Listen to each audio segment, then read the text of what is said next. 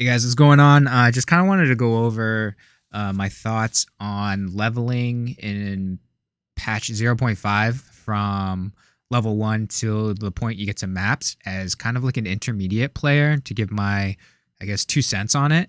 So I consider myself to be an intermediate player. I've played Spark Stormweaver, the Deadeye that used to run on the Roa, Calamity Shaman, and I do participate in some of the speed running. And my biggest achievement's probably getting a mirror last league, even though Temple was broken and everybody was farming the shit out of currency. I'm definitely not a person who's like the best at crafting. I'd have to look up kind of like the order of operations of like what I want to try to make. And then also I'm not making builds. I usually follow builds. One of the persons I really like their builds every season is Nick 2. He has a tendency to do like pick a different class and ascendancy, so I kind of like that. So it helps me to learn different skills and different gear sets. So the goal was to level into Whirling Assault with Hollow Form as like part of the ascendancy, but you don't get Whirling Assault until like later on. So the main ability that I was using while leveling is Frost Locust. And so it's just like a little frost bomb that you trigger with your own damage. And that seemed to be working really well. The only thing that I didn't like was that in the beginning, before you get that, the monk, I had never played monk before, is pretty squishy. Like once you get frost locust, then I started feeling like a little bit better in hollow palm. With hollow palm, it felt like a lot better, the damage output, because then you didn't have to keep replacing your weapon over and over again as a melee class. The league mechanic with the runes was pretty nice because from like a speedrunner's perspective, you're typically 4 levels behind the zone. That's kind of like the sweet spot where you want to be because then you don't get diminishing returns on experience.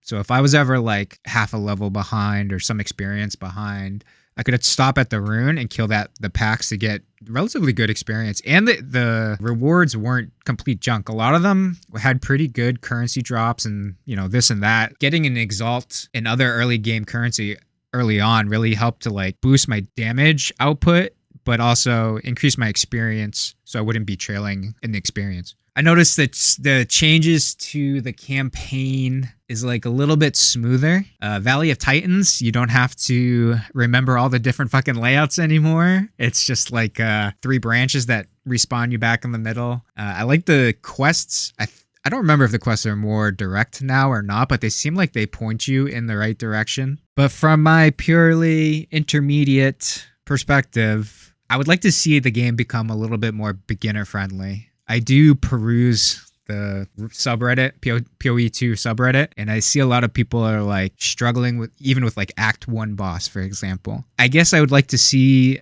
more hand-holding in the way of like more beginner friendly suggested builds, kind of like highlighting a path on the passive tree and like what skill gems you should be using along the way. I think that would help out a lot of like brand new players who are not gonna open up a website on the side and find a build to copy pasta. It'd be nice if I didn't have to go a third-party website or create my own loot filters. If there was in-game loot filters, even if they're somewhat basic, as long as it separates the loot out for beginning players so they know like you don't have to pick up every single thing on the ground. Having to pick up every piece of loot on the ground, prevents you from playing the actual game. That's what you want to focus on, is playing the actual game, because there's too much shit on the ground. You spend too much time in town, And then also, I hate to say it, but like maybe some kind of form of gear comparison. Like, if you put this on, this compared to what you're currently wearing, your defense will go down, but your offense will go up, whatever percentage. I don't know. That's kind of like an iffy thing, but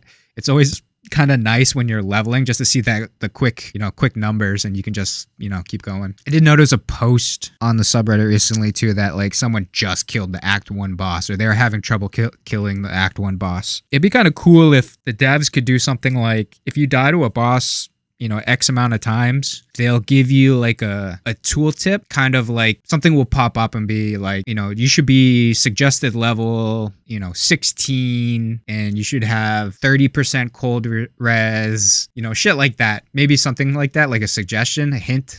What game? I forget what game does that has like hints. after you die a bunch of times, but a lot of them are like pointless and annoying, but once in a while you're like, oh shit, I didn't know that feature was in the game, you know? So it could be something like that. So that's my 2 cents on the act and the differences to the campaign. Leveling Monk was a little bit tough in the beginning before getting to Frost Locust, but Frost Locust into Hollow Palm and then into Whirling Assault, and then I got to get into Hollow Form by getting my Ascendancy points. But yeah, it's been a blast. I always have fun with PoE2 new seasons, and the league mechanic is a nice like boon on top of everything too. It's not like in the way. I don't feel like it's in the way. I feel like it's a good like addition to everything so far. So I hope this helps, and I'll catch you guys on the next one. Oh, the next one will probably be I don't know, like first 10 hours impressions of maps, and getting from like tier 1 maps to tier 15 maps or something like that. So peace.